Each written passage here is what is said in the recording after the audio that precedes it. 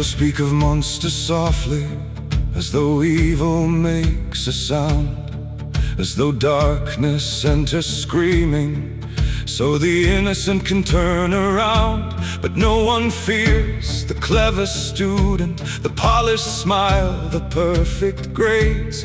No one fears the quiet orphan who learned exactly how to behave. I stood beneath enchanted ceilings, pressed black robes, perfect posture, perfect manners, perfect control. Teachers praised me, students admired me, and every compliment made the mask fit tighter. Because monsters are not born frightening, they learn charm first, they learn silence, they learn timing, they learn which face to wear. You think the devil has horns, burning eyes, sharpened teeth? No, the devil sits beside you in class.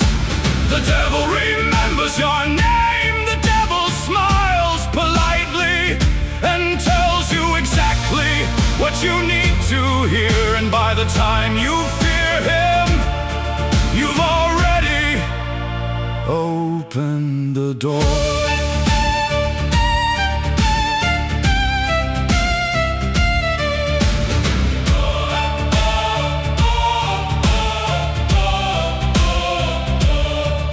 Every teacher called me gifted, every student stepped aside, some from fascination, some from fear. Most never knew the difference, because power wrapped in elegance feels safer than it should. People trust monsters faster when monsters make them feel understood. I learned secrets from silence, from hesitant glances, from lowered voices. People tell you everything if you wear the correct face, a sympathetic smile, a thoughtful nod, a carefully timed kindness, and suddenly their defenses disappear.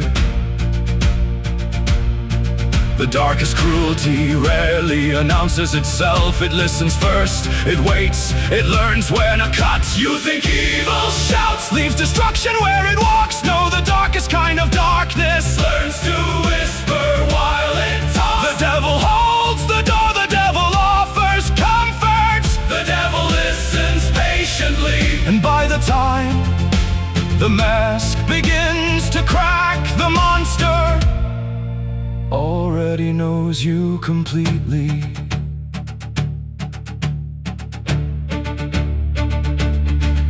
I was only a lonely orphan, at least that's what they saw. A quiet child, perfect manners, perfect grades, perfect future. No one asked why anger lived beneath my skin, why loneliness echoed through my ribs, why every smile felt rehearsed, why every friendship felt temporary. Because pain becomes ambition when nobody notices it, and ambition becomes obsession when power starts looking like safety. To a child with no home, control feels comforting. Fear feels reliable, distance feels safe, and love feels dangerous. Would you have feared me if I'd screamed instead of smiled?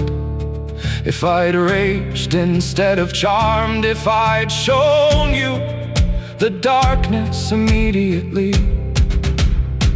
Or was it easier to admire me first? Dumbledore watched carefully. He saw something, not the grave, not the manners, not the charm, something colder, something hungry, something waiting. But even he could not stop it. Because monsters do not arrive with warnings. They are built quietly inside empty rooms, inside lonely childhoods, inside hearts that decide they would rather be feared than abandoned again. You think the devil has horns, so did I. But evil rarely looks ugly when it first arrives. It smiles warmly, speaks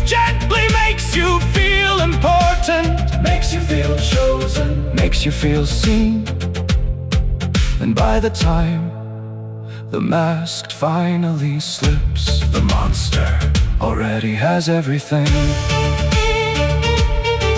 So if you seek the darkest creature, do not search for claws or knives. Sometimes the devil comes to dinner with perfect hair and thoughtful eyes. And the cruelest part, you may even pity him, you may even love him before you realize he has already become exactly what everyone feared. Because once, long before the serpent, long before the name, long before the war, there was simply a lonely boy, and lonely boys can become terrible things.